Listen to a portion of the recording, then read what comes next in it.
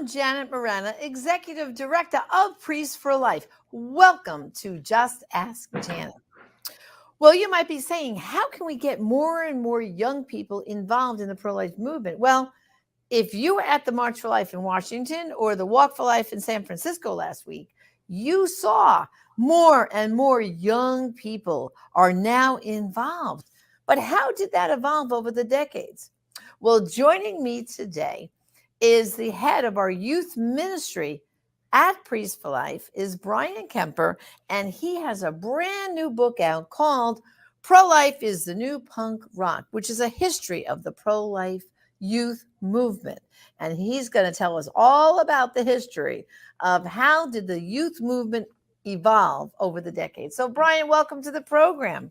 Thank you, Janet. I'm excited, and I'm gonna have to leave out some of the history so people get the book.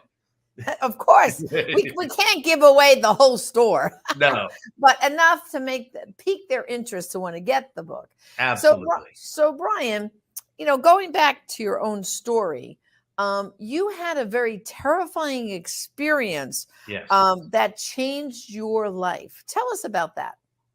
Janet, as you know, I was raised in Southern California, living on the streets, drugs, quite a few pretty bad situations in my childhood. And in 1987, I went to a Grateful Dead Bob Dylan concert at Anaheim Stadium in California, where I ended up overdosing on LSD, meth, cocaine, shrooms, all in one day. And I ended up in the hospital.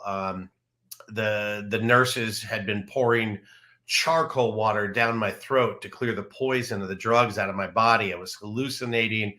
I was in bad shape. And it was a doctor in that hospital who got me to come outside and talk to him. And I write a lot about this in the book. But basically, this is the man who shared the good news of Christ with me. I had always thought that God hated me because of the life that I lived. And this man talked to me about how much God loved me. And that was the catalyst that brought me out of that lifestyle and into Christ. Okay, so now, you became a believer. But then what was the catalyst that got you into the pro-life movement? I mean, there's plenty of people who believe in Jesus Christ out there. Yes. And they still support abortion. I always say if everyone professed belief in Jesus Christ would denounce abortion, we would change this whole game immediately. So for you, first you became a Christian, but then how did you get awakened to the slaughter of all these babies? Well, Janet, I think it was a process. And the first process was about a week after I became a Christian. I went to go see a punk rock band called The Crucified. This was the kind of music that I loved. I love the hard rock and punk rock and such. I like all music, but really into that. And there was this band in the 80s called The Crucified, who were a bunch of young Christian kids who started a punk rock band to reach their friends. And I was at their show and they sang a song called The Silent Scream. And I remember it just really kind of pricked at my conscience. And I went over to their booth, and the drummer's girlfriend, who's now his wife, explained to me about the Silent Scream film and how the baby literally was screaming for help when Dr. Nathanson was making that video. And that was really what got me to start thinking about abortion and pro-life. I remember getting the cassette tape and playing it on my Walkman every single day, just listening to that over and over. And that was the very first push that got me to start talking to people and asking about pro-life. Well, and for people who don't know who Dr. Nathanson was basically the founder of the National Abortion Federation. He helped found the abortion issue. Basically, he was an abortionist from New York. Abortion was legal in New York State even before Roe v. Wade, and he was the architect of this whole thing. And he later had a conversion around the time ultrasound became available, and he saw that unborn child.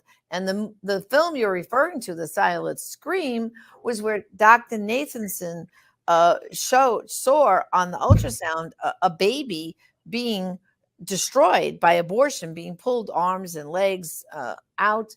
And it dramatically changed him. And he made that film, which, as you know, to this day, so many people have seen that silent scream, which has changed hearts and minds. Okay, so now you're convicted. I got to get involved in the pro-life movement. What made you, because the pro-life movement, Brian, as we know, is made up of a lot of facets. We have the pregnancy help part of the movement, the legal part, the people who work on legislature, the abortion recovery part of the movement. But you chose to get involved in activism, the activism of the pro-life movement. What drew you to that? Well, Janet, the very first event I went to, I was actually invited to a men's prayer breakfast by a friend of mine in a band called Precious Death. And after that, we went, it was Holy Week, and we went down to downtown Los Angeles, where there was a rescue going on. And I ended up getting arrested at that first event, but got out of that. And once I saw that the pro-aborts surrounding the abortion mill and them escorting people into the mill, I started asking friends. I'm like, this is something I need to get involved with. And it grew from there. Wow. And when we talk about the activism part of the movement, so everyone, again, understands the terminology, we always consider the activism part of the movement are people like, for example, who are outside sidewalk counseling in front of the abortion clinics. The rescue movement, that was from the 80s and 90s, and that really doesn't happen too much anymore. But the activists are people who bring the message of abortion out onto the street. So there's Face the Truth tours, there's sidewalk counseling and all that. So from that activism, you said earlier you were very involved in Christian music. And so what made you establish it again now, Rock for Life? Because that was the next phase that you went into. Well, Janet, that came from a day of rescues where I was undercover in an abortion mill in downtown Los Angeles near MacArthur Park. And this was a day that I was doing what we called a truth team, where I took a young girl in, and she would go into the back room. She'd ask for a pregnancy test, and I would sit in the lobby next to the magazine racks. And I would pick up one magazine at a time and put pro-life literature, sidewalk counseling literature into the magazines. Well, this particular day, Janet, she was in the back for a long time, and I got worried that she got caught as she was trying to put pro-life literature in the abortion rooms in different places. And I walked up to the front, and that's when the door to the abortion room swung open, and I saw a young girl on a table. And I can picture her, Janet. I literally can picture her looking, tears rolling out of her eyes as that abortion took place. And I went home that night, and I cried out to God in the shower. I just cried out to God. And I heard a voice, a literal audible voice say, "Brian, save my children." And that's the moment that God gave me the vision for Rock for Life. And I was there working with Jeff White of Survivors Now, and told him the idea. He loved it. And that's how we launched what we thought was going to be just a concert, just a couple hundred kids coming to see a few punk bands, and turned into this launching of this youth pro-life movement with Rock for Life. And so, Brian, and by the way, brothers and sisters, we're talking to Bryan Kemper. He is the head of our youth ministry here at Priest for Life. And we're talking about the brand new book that we just launched for Brian called Pro-Life is the New Punk Rock, a history of the pro-life youth movement here in America. I like the cover, especially, Brian. It's that edgy. I know you like that edgy look to things, don't you? Absolutely. You know, Jen, I was a little worried when I first pitched that cover, but you liked it. And I was super happy about it. Yeah, I do like the edgy stuff because I like to reach a lot of people sometimes that other people don't reach, Janet. You know, Right. And that's something like you and I, we've talked about certain gifts that God's given me, the gift of gab. Like whenever we ride in an Uber, you always like me to sit in the front because you know I'm going to have a conversation about Jesus and about pro-life with that Uber driver. So this is sort of my thing. This is the kind of people I want to reach. And I felt like that was the best title. And And it means more than that, Janet, because punk rock, a lot of people think is just a style of music, but it was sort of like a going against the system, going against the grain. And really now pro-life is going against the grain and going against the system. It's very punk rock to be pro-life. Right. Yeah. Okay. And so Rock for Life went on for a few decades of these concerts. And I think they were chapters, right, all over the country. And the local chapter would try to put on, especially in the summertime, right, when kids had more time on their hands, a Christian rock band kind of concert. And then you'd have plenty of pro-life literature and swag there to help educate them about the humanity of the unborn child. So tell us a little bit about some of these chapters and the success of those concerts. Well, Janet, after the first concert, which was in Aliso Viejo, California, MTV had done a piece on it. A baby got saved that night at the concert. A girl that was scheduled for an abortion was at that first concert and ended up changing her mind and keeping her baby. And some of my friends who were there all the way from Arizona took and started the next Rock for Life concert was in Arizona, and they became a chapter, and it started growing from there. I went on tour with Lollapalooza, which was the largest secular concert tour in the world at that point. And I was doing a pro-life booth right in between ACT UP and Rock for Choice and Planned Parenthood and all the little groups, and then me in that little pro-life booth with literature. And that was how that got started, and then started building off with chapters and then doing the Christian music festival tours. And even when I first joined Priests for Life, and before that, we would often, our summer tour, our van and trailer with all our interns would meet up with you and Father Frank at like National Right to Life events and other events. We were working together even before I joined Priests for Life, doing these kind of work to reach the young people. Okay. Well, yeah, it's been a great time. I know we've had together, you being on board with the ministry. And, I can remember when you were deciding to come on board with us. And, I was just glad to really have you with us. Now, there was another story in your book that I thought quite interesting. You talk about a deep gratitude for the band Green Day. Can you just tell us about that? Well, the gratitude, it's funny because they helped us not really wanting to help us. This was when we got invited on tour with Lollapalooza. This was 1994. And we were, I believe, in Dallas, Texas, setting up our booth for the first day that we were on the tour. And as we set up, we noticed all the other groups around us. They didn't let any of the fans in for the concert yet. It was just the bands and the people setting up in the nonprofit area in the booths. And this young man skateboarded up to my booth and basically threatened to pee on me. And when I asked him his name, he said, "My name is Billy Joe Armstrong. I'm in a band called Green Day." And this is when they first got super popular. Their album had just exploded, and people were there to see him. And I challenged him. I said, "Hey, if you disagree with me so much that you want to pee on me, why don't you take me on stage and debate me in front of the whole crowd, 20,000 people?" And he said no, but he took some of our literature and he took it up on the stage.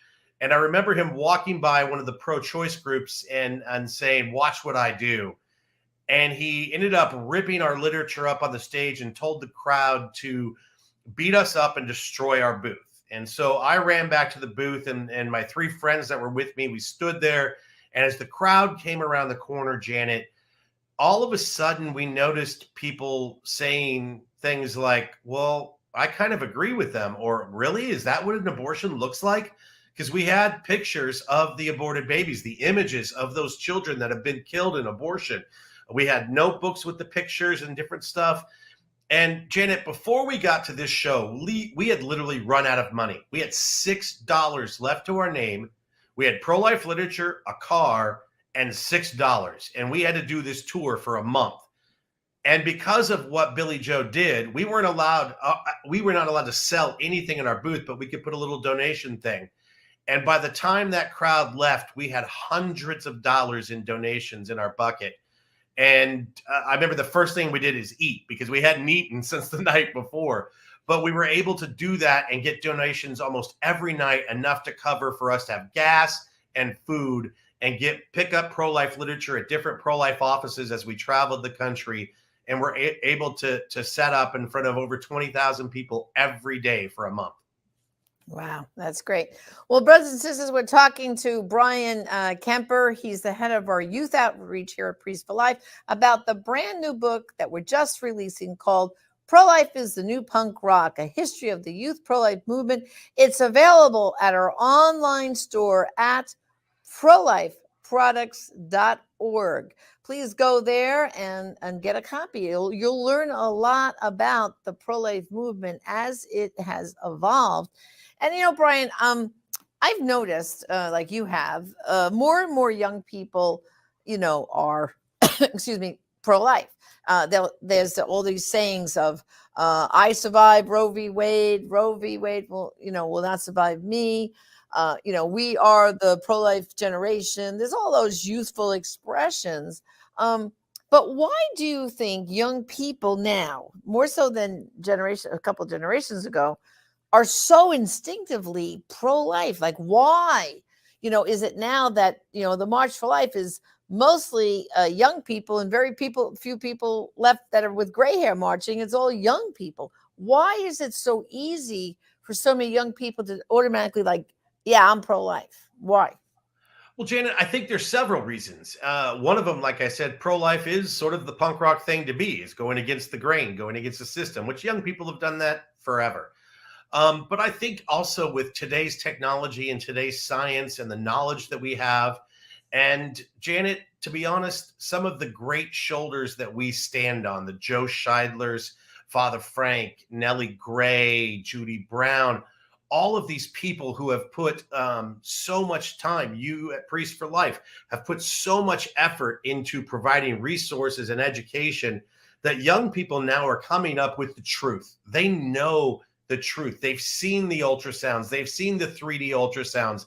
They know about biology. They're learning this. And quite frankly, they're tired of being lied to. They're tired of this false narrative where it's okay to kill another human being. And I think as we look at even different aspects of the social justice movements that are going on in this world today, is when I coined the phrase, social justice begins in the womb. We have a generation of young people that do want to do justice. They do want to do things against injustices. And one of the greatest injustices for this generation is abortion. Right.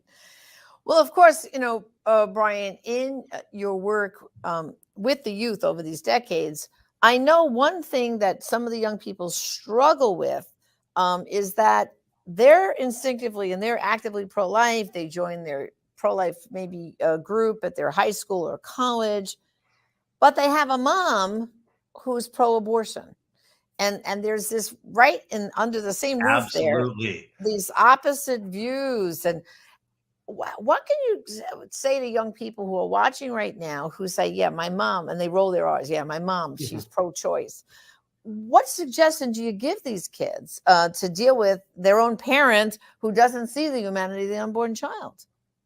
It's something I had to deal with too. A lot of my family is not pro-life. But Janet, and this is something that actually really came out to me in the 90s when I was touring the music festivals and selling the original pro-life t-shirts that I would make. I would have young people come up and buy a t-shirt like "Abortion is Mean" or different, shirts that we had. And they would come up to me the next year and say, "Oh my gosh, I wore this at home. And then I found out that I've lost a sibling to an abortion." And that was something that ended up becoming something beautiful, because we were able to get those young people literature about Rachel's Vineyard, which is our post-abortion healing ministry here at Priests for Life. And a lot of those young people were able to help their parents go through the healing that they needed. But it is true. A lot of, and again, it comes back to pro-life being the new punk rock. A lot of times kids kind of go opposite of what their parents are. And right now we are seeing that where so many young people are bucking what their parents say about choice and saying, no, this is killing a baby, and we don't believe in that. And that's just another reason for the title, Pro-Life is the New Punk Rock. And we're excited too, Janet, because As you know, we're going to be launching soon, along with the book, a new website that's going to be full of ways for young people to get involved. Our team at Priest for Life, we have an amazing team with our web designer and our artists and such. And we've been working even this morning, putting together different pages of that new website to give young people ways that they can get involved. Right.